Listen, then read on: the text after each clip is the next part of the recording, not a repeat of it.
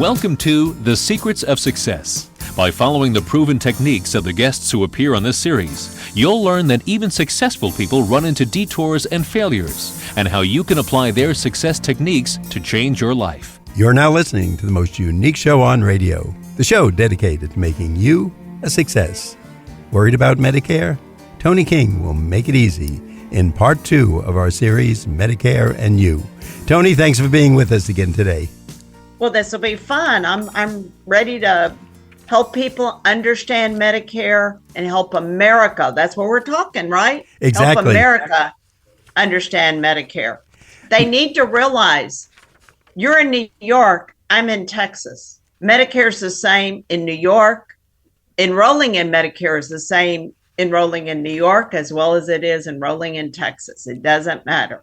Well, that's the one great thing that makes it a little bit easier. And the best part is that we have you to pop to questions with and to give us some areas that we should all probably look at and learn more about it. I want to mention to our audience that, as I said at the beginning, this is part 2.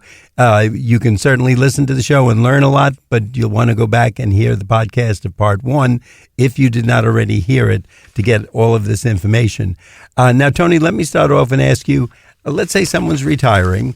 Should they keep their present policy for a while or through retirement? If they have a policy at work and have the option to keep that, is that a wise move or is it just duplicating the benefits of Medicare? It depends on what the person's situation is. A lot of times companies will let you stay on their COBRA plan or the companies have a retirement plan. You just got to look at your situation, look at your prescriptions and see what's going on.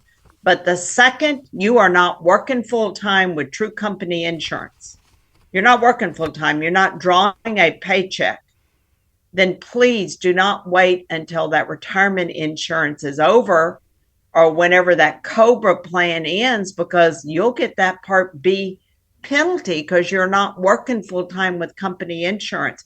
You need to get on Medicare and have it start when you get on the retirement benefits. That's important. Now, I think in our first show, we talked about kind of the ballpark, I'm going to say age for most people just to look at would be 65. And if I'm going to repeat something and you tell me if I'm correct, roughly 90 days or 3 months before they're 65. And I think we have even a little room after that, maybe another 90 days. But is that the time frame we should be looking at? That's when you start getting bombarded. It seems like when you turn 60, all of a sudden you start getting mail. The insurance companies are looking for you. When you turn 65, you start getting bombarded. If you're working with true company insurance, and let's say you're making $300,000 a year. Well, if you sign up for Medicare and you still have company insurance and you sign up for Part A and Part B, you're going to be paying $349 for your Part B. If you have company insurance and you're working full time, you don't need to enroll until you retire. And people don't understand that. They just enroll and keep on going. They think they're supposed to. The worst thing you can do is ask your friend what you need to do. You don't tell your friend what's in your 401k. You don't tell your friend how much money is in your bank account or your savings. So why take their advice on your Medicare? No, you make a very good point. And I think all of us do that. And there's always someone who's an intellectual, I'll say, in the group or a bright person, and we trust them. But talking to you, I think people who've listened to our first show realize this is a much deeper topic. And since we're going to be paying this, and again, I'll emphasize something we said in the first show, you're paying for this, and literally each month you're paying a premium, whatever that might be. So it's not something that's free, and you certainly want to know what you're getting for it. And as we get older or might have more extensive health issues, this becomes more and more important. That's right. And you want to make sure you enroll in Medicare at the right time, the right way. Now, and that's important. What are some of the typical questions that you get from people that would be the most typical and probably apply to someone in our audience today? Should I get on Medicare, like you said, when you first got started, if I'm offered COBRA through my, they're letting me go and they're giving me benefits for a year. Should I enroll in Medicare? Yes, you should. You're not working full time with True Company Insurance. That's very important. Whenever you're no longer working, you need to enroll in Medicare. You're a special enrollment period. And there's certain things that you have to do. There's 3 family members to enrolling in Medicare. There's the IRS, Social Security, and Medicare. The IRS is like the stepmother from Cinderella. She's controlling it. And the IRS talks to Social Security and lets them know how much money you made, not today, but 2 years back, what your income was 2 years back. That's what they base your Part B and your Part D premiums on. Now, IRMA premiums, Maggie or IRMA premiums. If someone says, I really enjoy my work and they're obviously active and healthy, if they are working to 68, do they want Medicare or do they still sign up at age 65? They could sign up for Part A if they're not receiving an HSA. What is it? What's an HSA? What does that mean? A health savings account. Okay. If you're not on a HSA, a health savings account, the second, let's just say you do have an HSA, you do have a health savings account. The second you enroll in Part A of Medicare, you cannot fund it anymore. So you want to make sure that you're doing it all the right way. That's amazing. When a client comes to you, do you get involved with their family health history? And what I mean, to go to an extreme, if let's say 80% of their family passed away at 70 from cancer, obviously highly unusual, but to use an extreme example here, is that going to make a difference on what you pick for them because they seem to pass away at a certain age from a certain disease? Well, we had someone that came in this summer and they were going to go with an Advantage plan. And we showed them, I explained to them all the different rules that when you first get Medicare Part A and B, you have a 6-month window that you can get a Medicare supplement. So they chose a supplement. They picked Plan G, which is the top of the line plan. The deductibles for this year is $240. He went back to the doctor in August and found out he had internal cancer. It's a good thing he picked the supplement because he can go to MD Anderson, pick up the phone and go wherever he needs to go for cancer treatment. Big difference. Had he picked the Advantage plan, he'd have to go in their network to take care of everything. Big difference. And these are things, again, I certainly never thought of them. I would think that probably the majority of people really don't think that deeply into it. I think we think of it almost as a checkbox, and that's why what you do is so important. What are some of the myths about Medicare? What are some that you can enroll at any time you want to enroll in Medicare? That's one of the myths on Medicare. Some of the other myths is that you may not get into the prescription. If you get a prescription drug plan, you won't get in the donut hole. They don't realize that the donut hole is based on what the cost of your prescriptions are, not your copays. When you say the donut hole, what does that mean? That's under Part D, your prescription drug plan. That's when you've hit a certain amount for this year. Once the true cost of your drugs are $5,040, you go in the donut hole and you have to pay 25% of that cost of that drug. When people get in the donut hole, they know it. Humira, Stelara, Novolog, Humulin, all your expensive drugs, you know when you get in the donut hole. I would guess too. There know. I would guess too that all these drugs, especially if let's say we join up at age 65, by the time we're 72, 75, 77, 80, those expenses are going to be even more expensive because we don't see too many prices going down today. No, they're only going up. I mean, it's amazing what's happening. Used to be the mafia owned everything. Mafia took care of Chicago. Mafia took care of New York. Well, it's not that. Now we got Big Pharma. Big Pharma is controlling Washington. Toni, again, before we go ahead, I'd like our audience to know, if you're just tuning in, you're listening to The Secrets of Success on the voice of Nassau Community College, 90.3 WHPC. I'm Bill Horan. Our guest today is Toni King. Toni's written 2 books, The Medicare Survival Guide Advanced and The Maze of Medicare. And Toni, we're going to ask you, can you give us the website where we can find out more information? My website is ToniSays.com. That's ToniSays.com. Like I said before, I'm Toni with an I and not a Y because I'm a girl. And that probably surprised you that I said that Big Pharma is controlling Washington.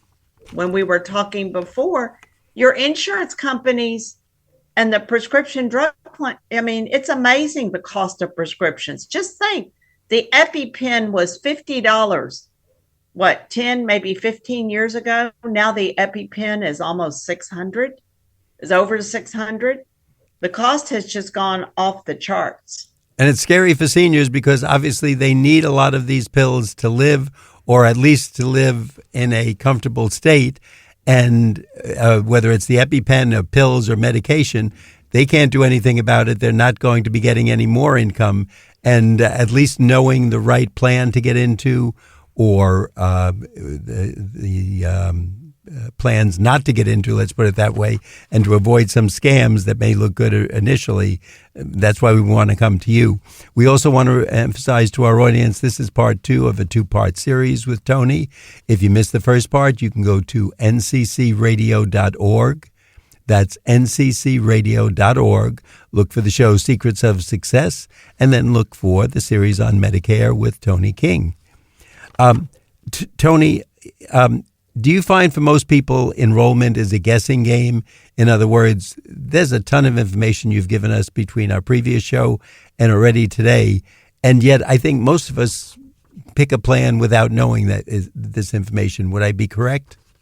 Correct. A lot of people are bombarded with phone calls and they just listen to the person on the other end of the phone.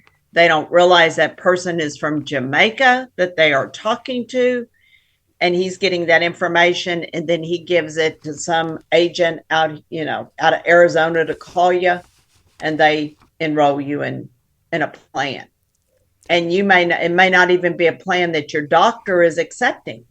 So you want to talk to your doctor, make sure your doctor is in the plan. That's very important. And I was just going to ask you that question again for our audience and for all of us. Before we do anything with this, I guess, talk to our own physician who we're seeing on a regular basis, because if they don't accept it, that's going to start us off on the wrong direction immediately. Am I correct? Correct. And if you have someone that calls you and threatens you, tells you that your Social Security is at risk, we need your Social Security number to verify anything, please don't give anybody anything over the phone. That's important, because they can drain your bank account if they want to. No, and especially a good rule, and I thank you very much for urging us with that. Now, when we talk to our doctors, some of us have 3, 4, 5, maybe 6 doctors in different fields. Do we start out with the primary care and touch with the others and go with the majority, or what do we do there? I would go with whatever doctor is most important to you. I just met with somebody this week who has cancer, and her cancer drug is awful expensive. And she's got to get that drug taken care of. Plus, she's got all sorts of doctors. So you want to start with whichever doctor is most important to you. Now, I saw in your book, and you made a notation about the question, inpatient or outpatient. Why does that make a difference, and how does that affect Medicare? You really did read my book. I did, and I'm fascinated with it. You were probably the only one that did that. That's a very important thing whenever you go in the hospital, okay? And you have original Medicare. Whenever you go in the hospital, the first 2 days, you're considered an outpatient. And it's got in the Medicare and You handbook, am I an inpatient or am I an outpatient? If you have never been registered as an inpatient and you go into a skilled facility, you owe 100% of that skilled facility. You have to be an inpatient. Yeah. You're scaring all of us now. So wouldn't most of us be, because most of us, I wouldn't think we go in for 2 days. I would think, unfortunately, as we get older, the stays get a little longer. Wouldn't I be correct with that? Maybe. Oh, okay. Let's say you go in the hospital. Let's say you slip and fall and you break your hip. Okay. And you go in through the emergency room.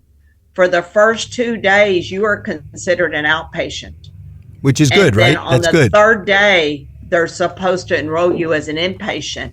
If you do not have what's called 3 midnight stays as an inpatient with the 4th day discharged, then you could have to pay 100% of your skilled nursing facility, because there are certain rules. It's in the Medicare and You handbook.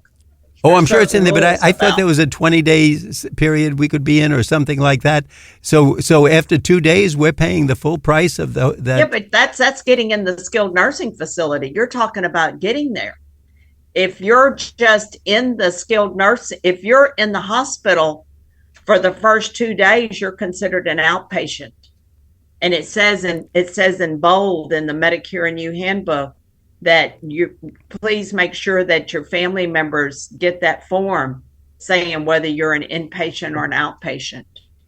You've got to be notified if you're an inpatient or an outpatient.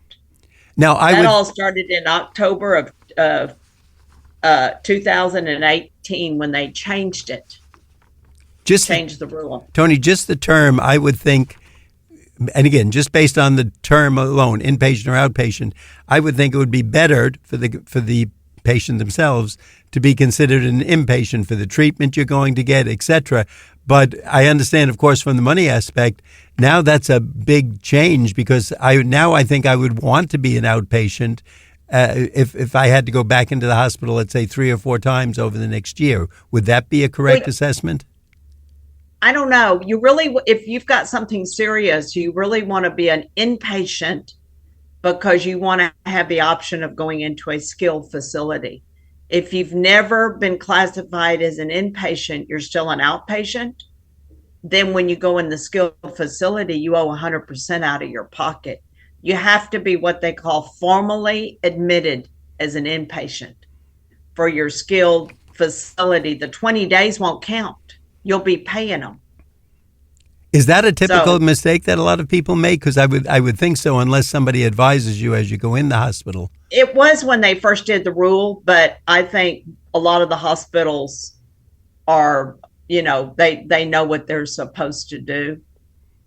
And you really want to make sure, if you've got a serious situation, make sure you put that person in a skilled facility. That's better than bringing them home and you having to take care of them. And you may not know what to do. So you've got to really work with that. And the hospitals try to get you out as fast as possible. Now, I can understand from the hospital's view, but is that good for us financially that they want to get us out quickly? I don't think it matters financially. Because if you've got your health insurance, if you got a Medicare supplement, you're out of pockets whatever the Part B deductible is, which is $240. If you have a Medicare Advantage plan, they're going to move you whenever you have to be, they're going to let you know what you have to do. Gotcha. You've just got it. You got to get in the game. You have to get your kids involved. And if you're using original Medicare, you want to make sure that you have been formally admitted. That's gigantic. Now, we're going to take a brief break again, but when we come back, that's what I want to center on, the role of the family. But at this point in the show, again, I want our audience to know you're listening to The Secrets of Success on the voice of Nassau Community College, 90.3 WHPC. I'm Bill Horan. Our guest today is Toni King, ToniKing. Toni is the author of the Medicare Survival Guide Advanced and the Maze of Medicare. And Toni, would you tell us that website where we can get more information? It's ToniSays.com. ToniSays.com. I must tell you, Bill, this has been probably the funnest radio show I've ever been on. Well, thank you. I'm honored. And I'll tell you, you're the most knowledgeable guest. So I'll come back to you with that compliment. Because going through these books, I'm saying, gee, there's so much here.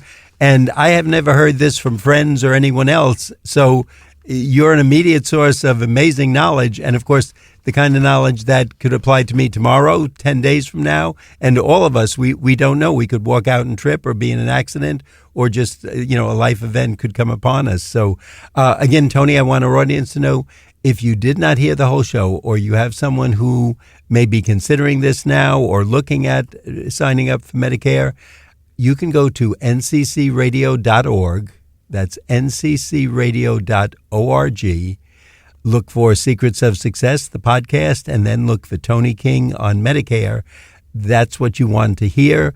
And if you want some more advanced knowledge, get hold of these books, Medicare Survival Guide Advanced and The Maze of Medicare. And Toni has a nice, easy name to remember, Toni, Toni, because she's a girl, she says, and the last name King, King. Now, Toni, I want to go into it. What is the role of the family when someone's signing up? Do the younger people usually get involved in this? When I say younger, if someone has children or a younger brother, so someone, again, we're going to use the number age 65, should they be dealing with this with their children? Should they bring their brother in who's 55 because that's the younger person? Some of the people that are getting on Medicare, they don't even know how to work a computer. You know, you get them where they come in and they know how to do everything. Okay, I got that. But you have some that they can barely use their phone. They're still back in the using things like it was in the old times, and they haven't upgraded. You want to get your kids involved, especially if you're a single parent. You know, maybe you have a husband who has Alzheimer's and you're the wife, and you might be 75 years old and everything's just getting to be a little hard. You know, let your kids know what's going on. You need to have someone that if something happens, you've got a power of attorney, you want to have a living will, and you want to have a durable medical power of attorney to where if you go in the hospital, that they know what's going to happen if there's a life-threatening situation. That's real important. And Toni, I want to emphasize to people, first of all, what you're saying, these are things that your local attorney that you can deal with, and sometimes the hospital themselves have, and that you can sign up for. But the Medicare, as you pointed out, that's federal. So that applies to every state for the entire country. So if they're dealing with someone like yourself, you don't have to be in Oklahoma or Florida or Delaware. It's going to be the same in any state. Am I correct? That's right. And if someone sits, wants to have, we have Zoom. I do charge a consultation fee. But if they want to get in and find out what's best for their Medicare, and then maybe their kid lives in California and they're in Florida, we can do a Zoom meeting and let everybody know what's going on. And I think that's great, and it's great that you point that out. And of course, the ability now with Zoom or even a conference call that you could have people on and the children in another state or a relative or a brother, because they may wind up taking care of that person for a period of time in their life. And obviously, they should know the benefits that are available or may not be available. Can people get into these other plans along the way if they're listening to the show and saying, oh, my gosh, I probably should be in this plan rather than that plan? Can they switch or sign up after they've been part of Medicare? It depends on when if they're enrolling in Medicare, that's a different story. If it's someone who maybe you chose an Advantage plan and you stayed on it, now you got to go get a Medicare supplement. There's a certain situation, a certain way we have to do things to make sure it's right for you. Okay. You don't want to drop your Advantage plan until you get approved by your Medicare supplement. What happens if you have health issues? You may not qualify for the Medicare supplement. So you want to make sure you do everything the right way. Don't sign up with a Advantage plan and then drop your supplement and find out, oops, my doctor's not in the plan. You've made a big mistake. You got to take your time and make sure everything is done the right way. Now, do they have individual doctors in the plan, or now, at least around where I am in New York, most of the doctors are part of major hospital doctor practices? Is that what's part of the plan, or is it the individual doctor? Well, not everything's like New York. we got little individual doctors here in Texas. You may be living in a smaller community, a smaller town. Different places have different situations. So we still have individual doctors in the Houston area that take Medicare Advantage plans, everything.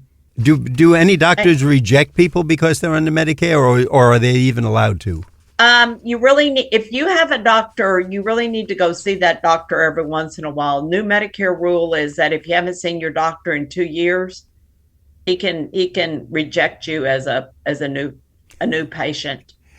That's a new rule that's popped up. So you want to get in and see your doctor. And I just found out something recently, and it didn't hurt or what have you, but Medicare requires kind of a physical each year. Is that correct?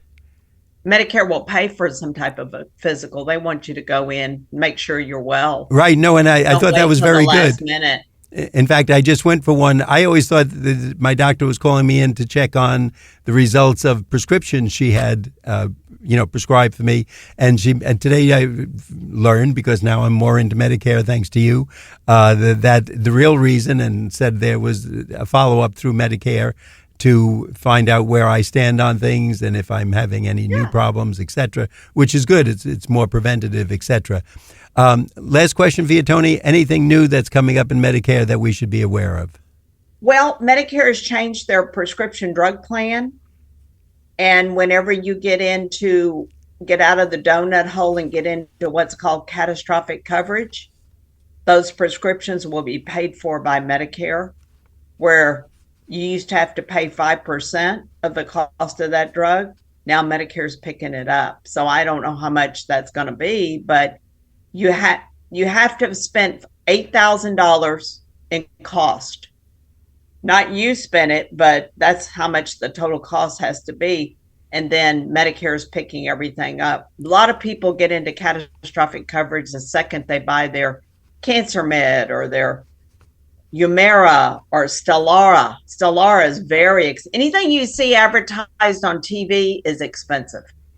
And it's good you point that out to us, because again, the drugs, we may pay X dollars, which is relatively a small portion of it. But I think, as you said, running up to, what was the number, 8,000 that we're allowed, it's very easy to hit those numbers, because I started looking at some of my bills lately and they say, oh, that number is getting quite high lately.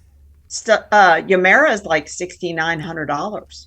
So that eats almost 1 month? 1 month. That gets you in the donut hole and out of the donut hole immediately the minute you buy it. Wow. Toni, we're running out of time. I want to thank you. Again, I want to emphasize to our audience, this has been part 2 of our show on Medicare. If you didn't hear the whole show, go to nccradio.org. And please do yourself a favor. Look for Secrets of Success, and then look for our guest, Toni King, and her explanation of the MAZE of Medicare and the Medicare Survival Guide Advanced. Toni, once again, before we wrap up, would you tell us your website? My website is ToniSays.com. I am Toni with an I and not a Y, like I said, because I am a girl. I'm 100% Texan. We are thankful for that. And to our audience, if you feel as confused as a lot of us, I think, do, realize that you can get in touch with Toni. She can talk to you about this. You can read some of the things she's written on it, and that may answer your questions. So, Toni, thank you so much for being with us today. Okay, I appreciate it. Now we'll see you later. Thanks. This has been great. This has been a fun show. Well, that's the ultimate compliment. I thank you. And coming from me, now I'm going to say it's been an informational show, which is the ultimate compliment to you. So thank you so much. Well, thank you. I'd like our audience. Thank you, Toni. I'd like our audience to know you've been listening to The Secrets of Success on the voice of Nassau Community College, 90.3 WHPC. I'm your host, Bill Horan, asking you to please join us again next week at the same time, when we will continue our journey to success.